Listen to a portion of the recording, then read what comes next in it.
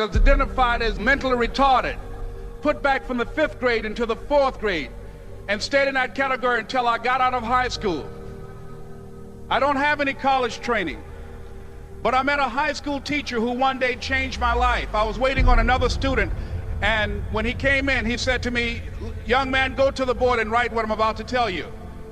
And I said, I can't do that, sir. He said, "Why not?" I said, "I'm not one of your students."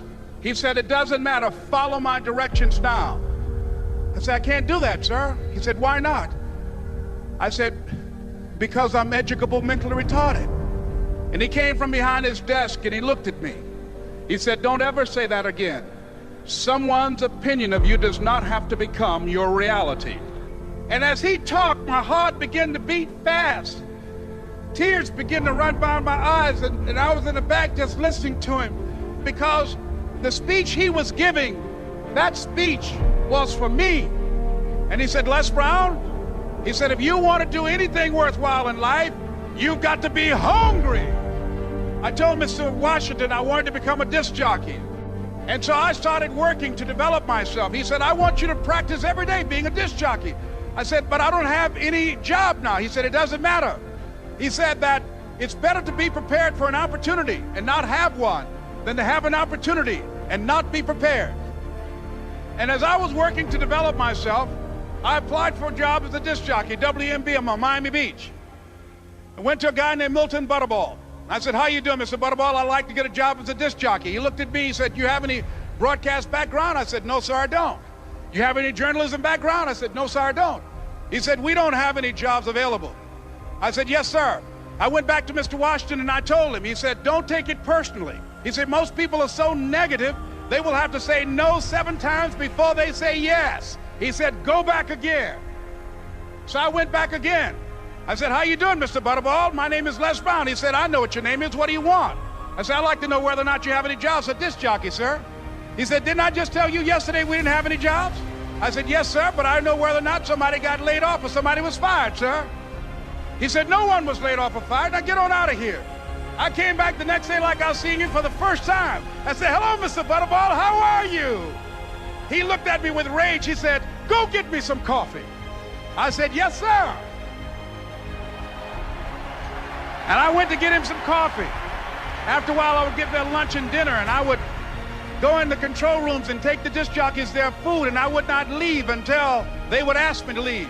One Saturday afternoon, while I was at the radio station, a guy named Rock was drinking while he was on the air. I was the only one there, looking at him through the control room windows, walking back and forth, young, ready, and hungry. Pretty soon the phone rang, and it was the general manager.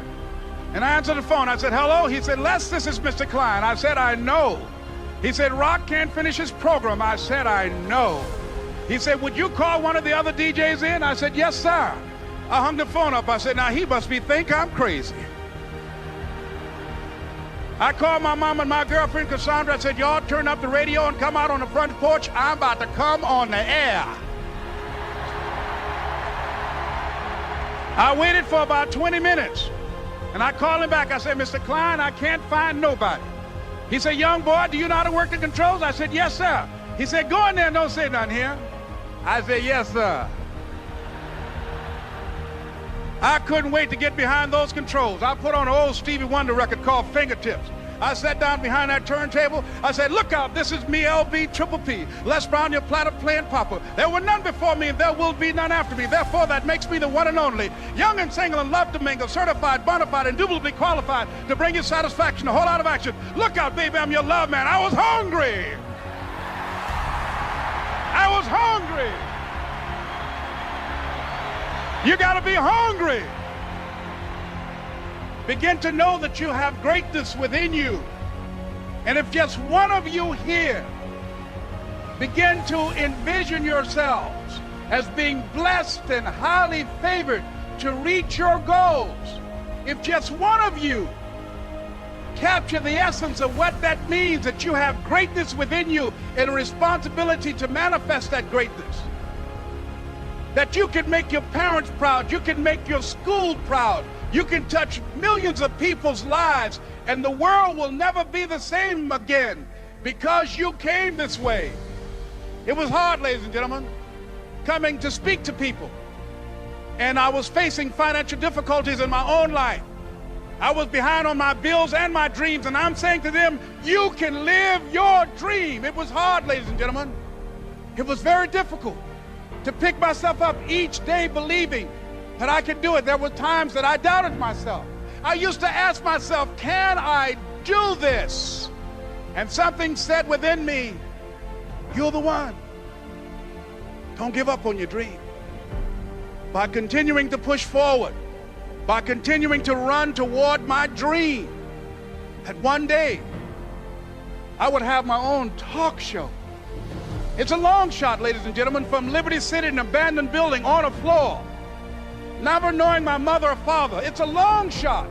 Being here with you today in this dome in Atlanta, it's a long shot. No college training, labeled educable, mentally retarded, but I kept running toward my dream. Don't stop.